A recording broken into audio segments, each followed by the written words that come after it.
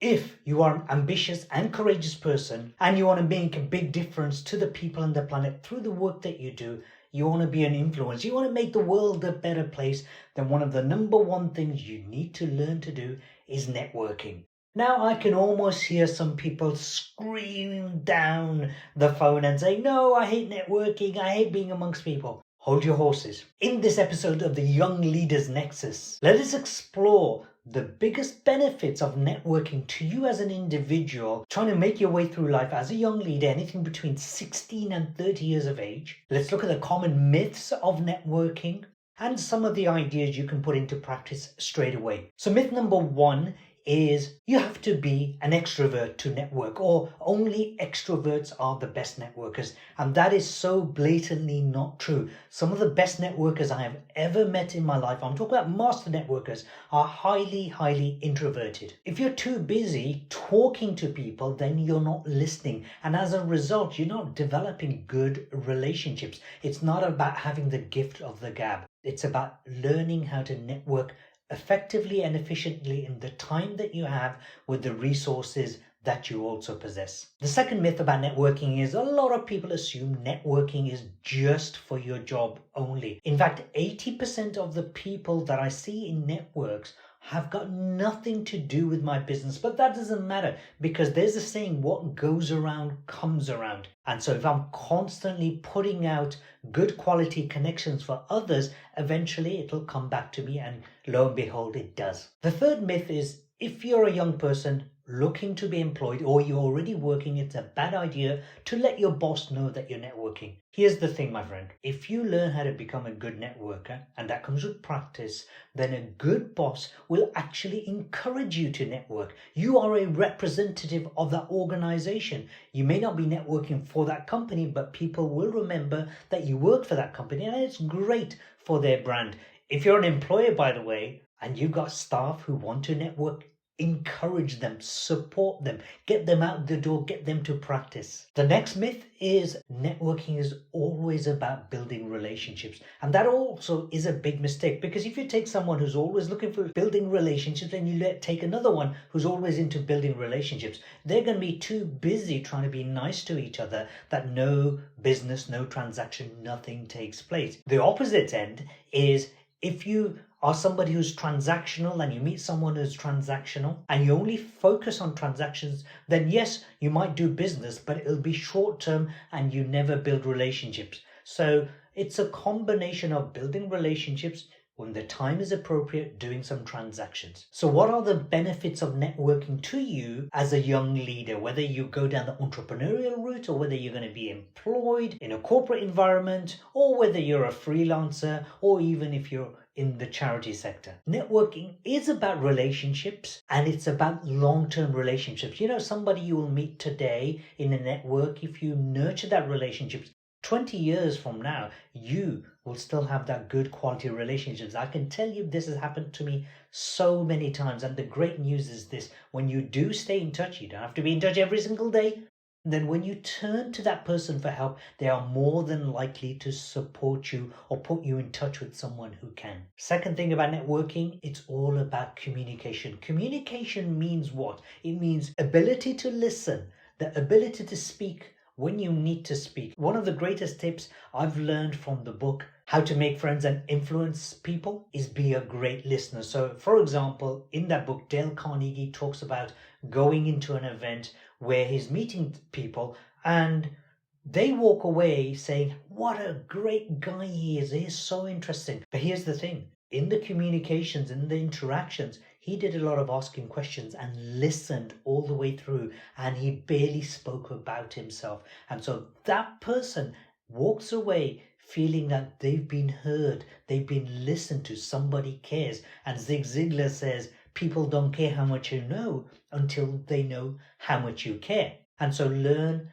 to be a great communicator. But communication in this day and age also means following up. The greatest tool I have found is LinkedIn. When I make a real life personal connection at an event, instead of giving a business card, in fact, I don't even use one, I tell them to connect with me through LinkedIn, if you'd like to follow up, of course. And that is a great tool to keep in touch with everybody you are connecting with at a networking level. Of course, from learning how to communicate effectively, as well as building relationships, what's it going to lead to? It's going to lead to confidence. There's a saying, it's not what you know, it's who you know. So sometimes you can walk into an event and meet somebody and they need help.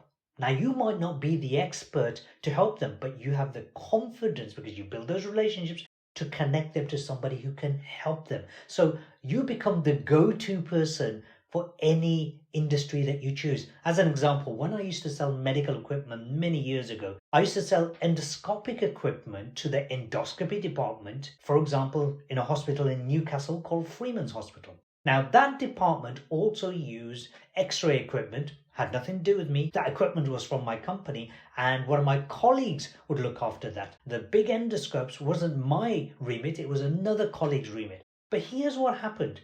I developed such relationships. Whenever they ever had problems in that department of that hospital, they would call me first. Forget customer service, they would call me because they know if they call Haroon, then Haroon will either help you directly or find someone who can. And so I became known as a great problem solver. The next benefit is persuasion skills. Persuasion really is about influencing somebody to make a decision to get them from A to B through your communication in some form or the other. By networking, you start developing persuasion skills, something that is highly, highly valued by employers all over the world. One of the things that networking will teach you above everything else is being of service to others. If you want to be a person who wants to make an impact on the planet, make a difference, then be known as somebody who is serving others. And you know what? Like I mentioned earlier, the more you serve, others will begin to serve you. During your networking, you're going to come across people who have got specific industry knowledge. So you're going to start developing a library of information, knowledge and know-how, which will put you head and shoulders above the rest. As an example, both my sons work in the field of quantity surveying in the construction industry. They're applying what I'm teaching you, which is to gain industry knowledge by talking to other experts. And so here's what happens. When a company expands and they want to promote somebody, who are they going to look for? They're going to look for the person with the greatest know-how, the greatest connections, industry knowledge, and much, much more. So that would be you. On the other hand, let's say a company has to downsize. The people they're going to get rid of initially are the people who've got the least amount of knowledge, the least amount of connections. And so if you develop industry knowledge and know-how and connections, then you will be one of the last people to be let go of. My younger son applied this to the next degree, and in fact during the lockdown the company had to get rid of a whole bunch of people. He was one of the last people that was put on furlough, and most of the other staff at his level were let go of. Of course, without a shadow of a doubt, as you develop relationships within your industry or outside of your industry, in the future there may be job opportunities. People will start coming looking to hire you to work for them because you become somebody who creates value. You become someone of greater worth. The Young Leaders Nexus is all about bringing together young, ambitious people who are courageous enough to take responsibility for their actions, to take responsibility for the consequences of the actions, be accountable to themselves as well as others. Now, how do you develop that? Through mentoring. When you go networking, you're going to find people who will be able to mentor you. What do these mentors do for you? Well, if it's industry-based, they will help you to develop your career far better. At the Young Leaders Nexus, we help our young leaders to fast-track their career as well as fast-track their leadership ability. Here's the thing. The world is not in a good state. It is in a terrible, terrible state because of very bad leadership. The young people that I'm working with, we intend for them to become the greatest leaders of their future. It takes mentors to guide you and support you along that route. The next benefit of networking is collaboration. So you might be working for a company or working on your own as a freelancer. Collaboration is when 2 or 3 people come together to work on a project, which might be a one-off project. And so those opportunities open up during networking. And then finally, fresh ideas. If you're in the same job or the same business day in, day out, then you will only know what you're told or what you learn within that job. That's very limiting. And so when you're networking, you're going to start getting ideas from other industries, other sectors that you can apply into your job and become a lot more effective, efficient, engaged in your job to make a difference to your company, to the people you work for, to the people you serve, and potentially to the people outside of your organization. In other words, the rest of the world. Not just your wages, not just your profits. So there are downsides to networking. That's very important to understand. Number one is to over network. Here's the problem. If you network left, right, and center without any follow-up, then you become very spammy. You'll have a lot of contacts, and I've done that, by the way, 20,000 contacts, but not really any deep relationships with others, not enough to help each other or to be able to receive help. So it's very important that you don't go over the top. You make sure you follow up. The second downside is this. You develop false friendships. Here's the reality. Everybody has an agenda, a hidden agenda. It doesn't have to be a bad hidden agenda, but everybody is inherently selfish. They're in it for themselves. When you're networking with people, yeah, occasionally you will make friends, but generally you'll be friendly. Doesn't mean everybody's your friend. Everybody's out there for themselves. And a few people are going to be truly incredible friends in the long term. Most won't. So don't get confused. It's better to have a few meaningful relationships with a few people than to have lots and lots of superficial relationships with people who don't even care for you. Third element is the fear of missing out. Just because a networking event is going to happen doesn't mean you have to turn up. For example, last week, there was a networking event half an hour away from my home, and I wanted to go and meet some new people. But I stopped myself. Here's why.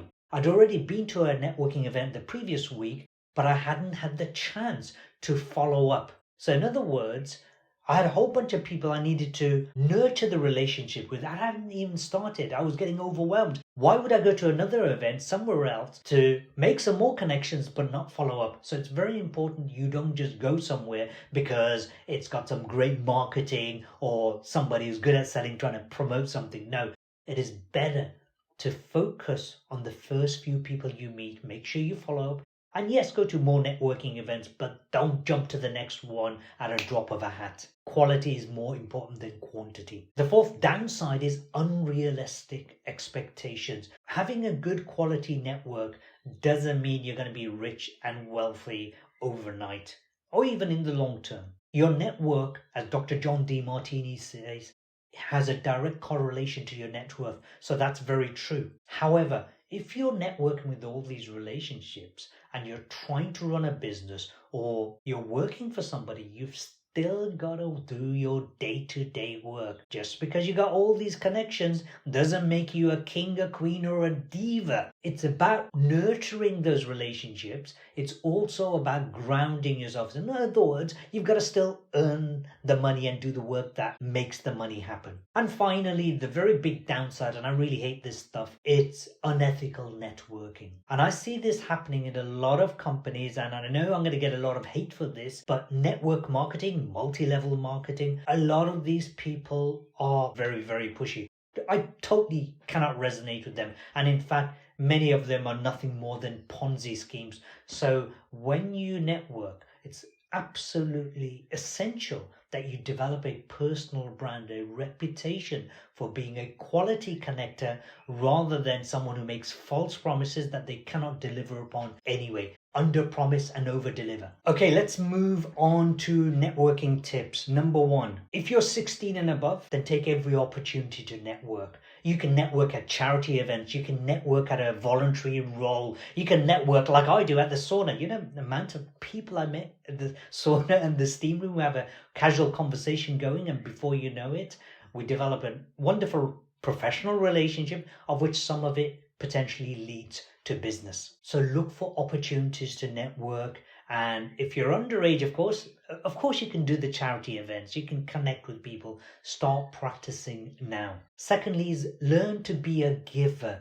Don't go into a network thinking, oh, what's in it for me?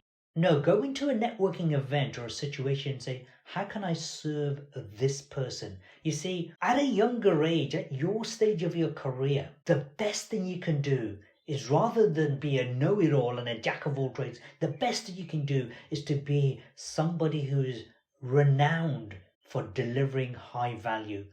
renowned for being of service. Because what will happen is from all the effort that you make, people will naturally want to reciprocate and support you when the time is right. One of the most tragic things that even veteran networkers do is ignore the concept that you have 2 ears and 1 mouth, so you communicate in that proportion. However, most people get it the wrong way around. They listen half as much as they speak, or they speak twice as much as they listen.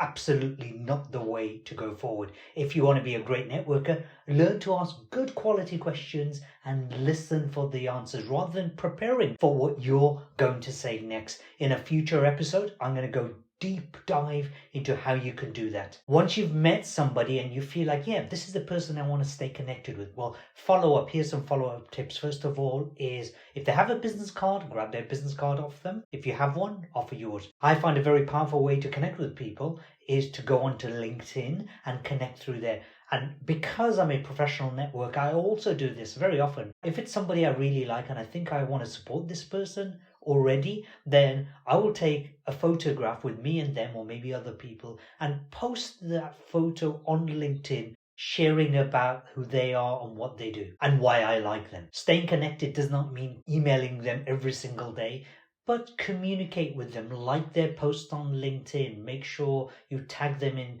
relevant posts to them. If you can think of something like an article that they resonate with, then send that article to them. This is a huge topic in its own right. At least once a month, communicate with them to remind them that you haven't forgotten them as yet. And hopefully they've not forgotten you too. Finally, be authentic. Don't pretend to be somebody you are not. When you go to a networking event, especially when you're young and up and coming, don't exaggerate things. Be modest. Modesty is okay. Don't overly underplay stuff, but do not be an exaggerator. Do not be a blabbermouth. Do not be a big mouth. Be authentic. Be true to yourself. If you're nervous, let them know. Listen, I'm nervous. If you're new to networking, let them know. I'm new to networking. What can you teach me that will help me become a better networker? Be authentic, and people really value authenticity. If you're a young person between the age of 16 to 18, I would recommend that you connect with an organization called EmployabilityUK. They help young people get employment ready. If you are over 18, then connect with us on LinkedIn on the Young Leaders Nexus page and connect with me, because we have brought together mentors for young leaders who truly want to thrive in the world. People who want to make a difference to the people, the planet, and themselves. Hope this has been useful. Next week, we're going to talk about how to use LinkedIn better. I'm not a LinkedIn expert, but I know how to use it quite well. If this has been of value to you, then make sure you share this video with one person, maybe even 2 people that you think will also enjoy it as much as you do. And if you have a question, comment below and share with me your biggest challenge so we can help you address it. Thanks for watching. See you next week.